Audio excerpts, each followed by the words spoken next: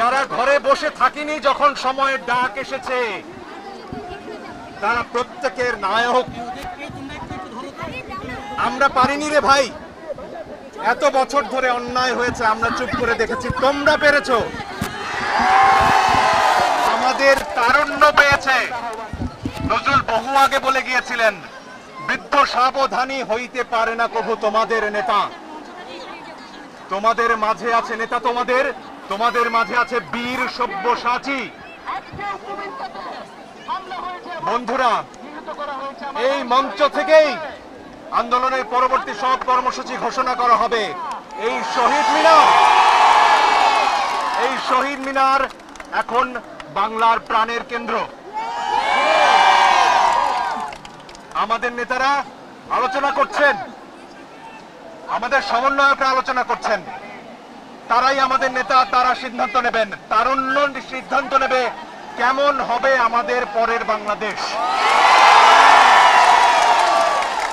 তারুণ্য সিদ্ধান্ত নেবে এই স্বৈরাচারের পতনের পর, শেখ হাসিনার পতনের পর কেমন বাংলাদেশ আমরা গড়ব। তারুণ্য সিদ্ধান্ত নেবে পতনের প্রক্রিয়া কি হবে, কার কাছে তিনি ক্ষমতা হস্তান্তর করবেন, সেটাও তারুণ্য বলে দেবে। আমার ভাইয়ের, আমার বোনের, আমার সন্তানের লাশের ওপর দিয়ে আলোচনা হয় না। সবাই একটু বসি, আমরা সবাই বসি। ইতিহাসের এক একটা মোড় থাকে, দেয়ালের লিখন থাকে। আপনাদের বলতে চাই, যারা এখনো ক্ষমতা আঁকড়ে আছেন, দেয়ালের লিখন পড়ুন, সেখানে আপনার পতন লেখা আছে। আজ সারা দেশে মানুষ পথে নেমেছে। গুলি চালিয়েছেন, আরো চালাবেন, চালান। লাখো আবু সাইদ বুক পেতে দাঁড়াবে, লাখো মুগ্ধ বুক পেতে দাঁড়াবে, লাখো ফারহান ফায়াজ বুক পেতে দাঁড়াবে। কজনকে মারবেন, কটা বুলেট আছে আপনার? বলেছিলেন 5 বছর গুলি ছুড়লে নাকি আপনাদের বুলেট শেষ হবে না। সাহস থাকে তো ছুড়ুন। আমার দেশের যারা নিরাপত্তা রক্ষীরা রয়েছেন, পুলিশ ভাইরা, বিজিবির ভাইরা, সেনাবাহিনীর ভাইরা, আপনাদের সন্তানও এই গুলির মুখে পড়েছে।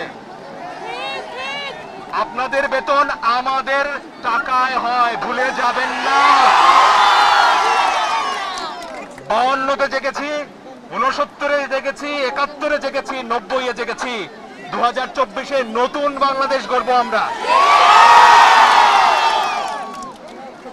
যে বাংলাদেশে বৈষম্য থাকবে না, যে বাংলাদেশে ন্যায় বিচার থাকবে, অবিচার থাকবে না,